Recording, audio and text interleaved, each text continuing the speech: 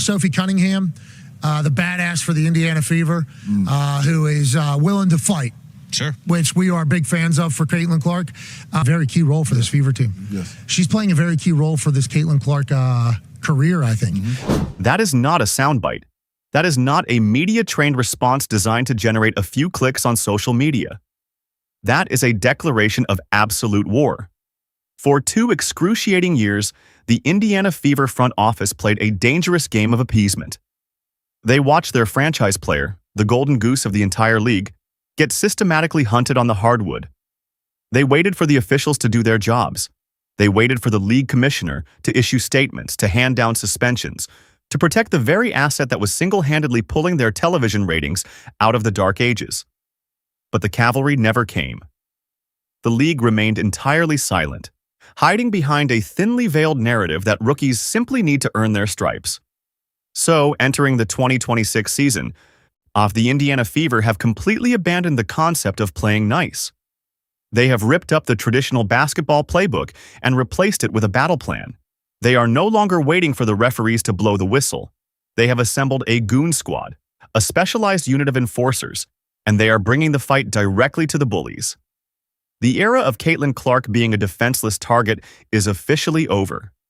To truly understand the magnitude of this shift, you have to look at the cold, hard, undisputed mathematics of what happened during Caitlin Clark's rookie campaign. In a league filled with massive front-court players, seasoned veterans who bang in the paint every single night, and aggressive defenders who make their living off physical contact, one single player absorbed 17% of all flagrant fouls called in the entire WNBA. 17%. Let that sink in. You do not arrive at a statistical anomaly like that by sheer coincidence. That is not bad luck. That is not the natural flow of a competitive basketball game. That is a deliberate, coordinated, league-wide targeting protocol. Every veteran on every opposing roster looked at the unprecedented hype, the sold-out arenas, the massive brand deals, and the global spotlight following this rookie, and a significant portion of them decided to test her. They wanted to see if she would break. They wanted to welcome her to the league not by outplaying her, but by physically punishing her. This is a dynamic as old as professional sports itself. A dark and recurring narrative pattern where the established guard attempts to physically dismantle a rising phenomenon. We saw it in the late 80s when the Detroit Pistons implemented the infamous Jordan rules, a defensive strategy that essentially boiled down to initiating brutal physical contact every time Michael Jordan elevated near the rim. The Chicago Bulls did not overcome that by complaining to the referees. They overcame it by hitting the weight room and eventually acquiring their own enforcers to fight back. Wayne Gretzky, the greatest hockey player of all time, was never the biggest or strongest man on the ice, but he was heavily protected by players whose sole job was to ensure no one laid a cheap shot on him without paying a massive physical price. So the Indiana Fever spent 2024 and 2025 committing a massive strategic blunder. They left their superstar completely exposed on the front lines without any artillery to back her up. Let us break down the anatomy of these attacks, because calling them hard basketball plays is an insult to anyone who understands the game. Transport yourself back to that highly volatile matchup against the Connecticut Sun in June 2025. The Sun were trailing by 10 points. The momentum was entirely in Indiana's favor. Caitlin Clark is operating on the perimeter, trying to back down J.C. Sheldon. In the middle of a standard defensive sequence, Sheldon's hand shoots upward, completely bypassing the basketball, and goes directly into Caitlin Clark's eye. If you analyze the footage, it is abundantly clear that the human hand does not accidentally travel on that specific trajectory during a legal guarding motion. It was a targeted strike, but the nightmare of that sequence did not end there. While the play was dead and emotions were flaring, Marina Mabrey came flying into the frame from a completely different angle and delivered a deliberate blindside body check to Clark. 2 separate players, 2 distinct acts of aggression, 1 single target.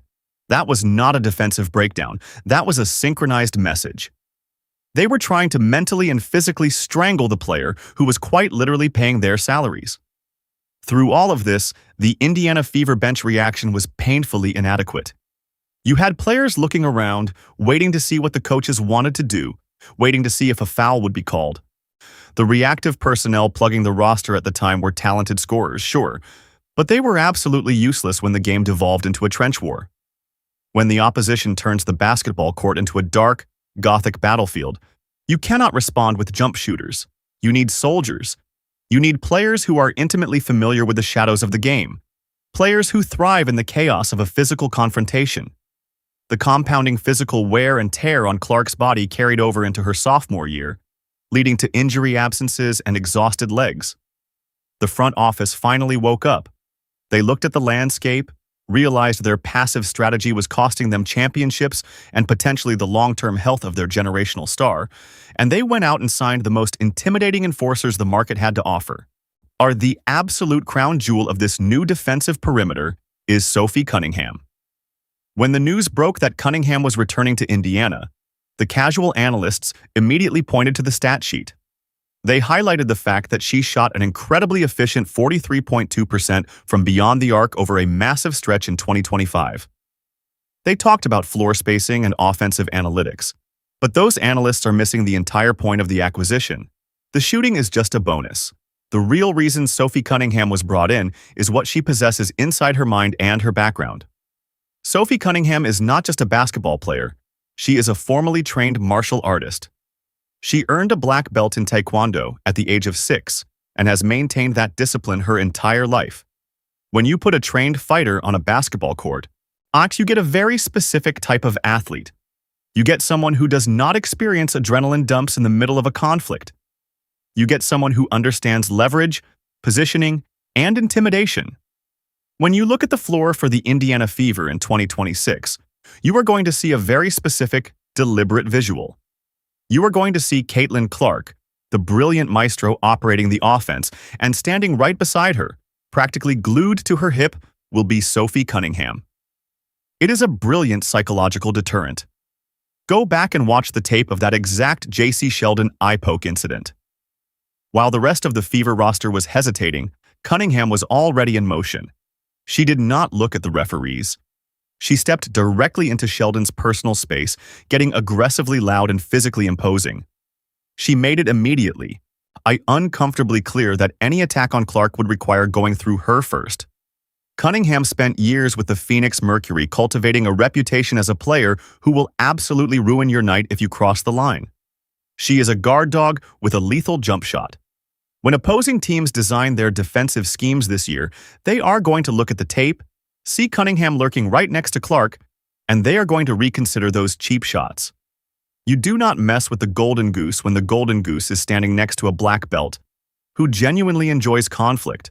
But a perimeter enforcer is only half the battle. The WNBA is a league won and lost in the paint, where the truly brutal physical exchanges occur away from the cameras. Opposing front courts had spent 2 years treating the Indiana Fever's paint like a free buffet. They outmuscled Aaliyah Boston, they crashed the offensive glass without fear of retaliation, and they collapsed hard on Caitlin Clark's drives, knowing there was no heavy artillery to make them pay. To solve this critical vulnerability, the Fever front office made a call to Myisha Hines-Allen. If Sophie Cunningham is the tactical strike force, Myisha Hines-Allen is a tank rolling onto the hardwood. Hines-Allen is a 6'2", broad-shouldered bruiser who carries a championship ring from the 2019 Washington Mystics. That Mystics team did not just win with skill, they won by being the most violently physical team in the association. Hines-Allen learned how to win at the highest level in an environment that demanded absolute physical dominance. Or ask anyone around the league about Myisha Hines-Allen, and the consensus is terrifyingly uniform. She is a dog. She instills genuine, paralyzing fear in her opponents. She does not back down, she does not retreat, and she views physical contact not as a byproduct of the game, but as the primary objective. The Fever did not bring her in to average 20 points a night. They brought her in to be a human shield. When Caitlin Clark drives into the lane and the defense collapses, Hines-Allen is there to set screens that feel like brick walls. When opposing forwards try to push Aaliyah Boston around, Hines-Allen is there to deliver the counterblow. And here is where the narrative of this roster construction reaches an almost cinematic level of brilliance. There is existing footage, a highly publicized piece of WNBA lore, where Sophie Cunningham and Myisha Hines-Allen actually went to war against each other. During a fiercely contested game between the Mercury and the Mystics, these two apex predators collided. Cunningham hit a three, Hines-Allen delivered a massive foul, and the situation immediately escalated. While every other player on the court, including the referees, scrambled to get out of the blast radius, Cunningham and Hines-Allen locked up. Neither one flinched. Neither one took a single step backward. They looked into each other's eyes with pure, unadulterated competitive rage. The Indiana Fever front office executives sat in a film room, watched that exact sequence of absolute madness, and decided they needed both of those women wearing the same jersey. Think about the psychological warfare of that decision. You are taking two of the most volatile, fearless, and aggressive players in the world, players who once nearly tore each other apart, and you are uniting them under a single, unified mission: protect Caitlin Clark at all costs. The intensity that they once aimed at each other is now permanently redirected outward toward the rest of the league. It is a terrifying prospect for any team that thinks they can still bully the Fever. Yet, physical protection is only part of the equation. A commanding general cannot win a war if their most important asset collapses from sheer exhaustion. This was the silent killer of the Fever's previous campaigns. Because the bench depth was so incredibly shallow, Caitlin Clark was forced into a grueling, unsustainable workload, grinding out 35 to 38 minutes a night. She carried the ball-handling burden, the scoring burden, and the media burden without a single moment to catch her breath.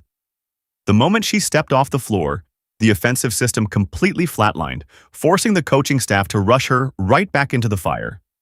This level of physical and mental exhaustion makes a player even more susceptible to injury when the cheap shots inevitably come. To seal this final vulnerability, the Fever acquired Tyasha Harris. Harris is the ultimate tactical relief valve. She is not coming in to create highlight reels or dominate the stat sheet. She is a seasoned, cerebral backup point guard who already understands the coaching system inside and out because she previously played under Stephanie White. There is no learning curve here. Harris is the invisible protector. Her presence on the roster means that for 10 crucial minutes every single night, Caitlin Clark can sit on the bench, drape a towel over her head, and actually rest.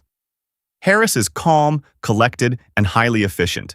She can hit the open three, punishing defenses that try to sag off her, and she applies relentless on-ball pressure defensively.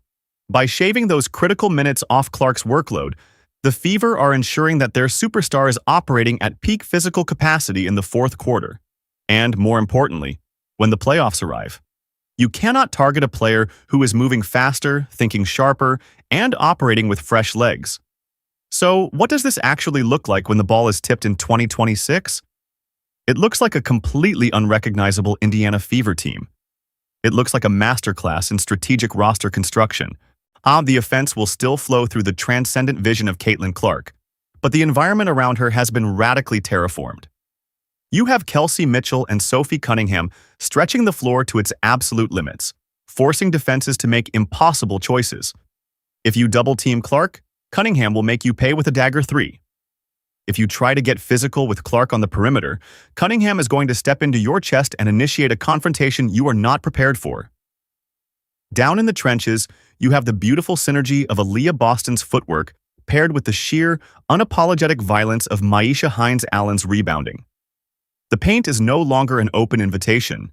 It is a restricted area enforced by players who genuinely do not care about making friends in this league.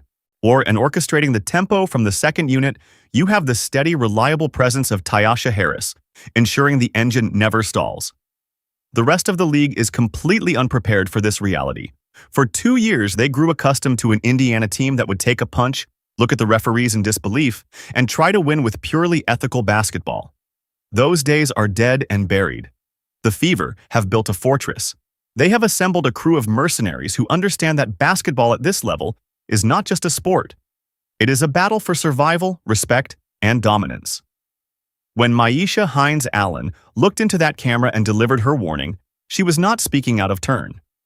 She was executing the first phase of the Fever's new psychological operation. They are putting every single team on notice.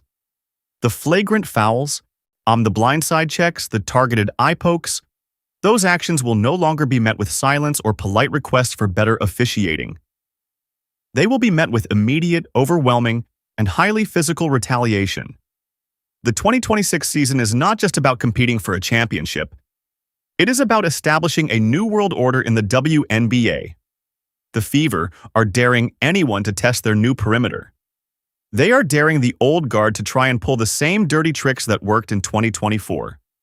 But this time, Caitlin Clark is not standing alone. She has a black belt on her left, a heavy-hitting champion on her right, and an entire organization that has finally realized the only way to deal with a bully is to hit them back twice as hard. The Goon Squad is fully operational. The Golden Goose is safely locked inside a vault of absolute enforcers. And for the rest of the WNBA, the message is crystal clear: proceed at your own absolute peril.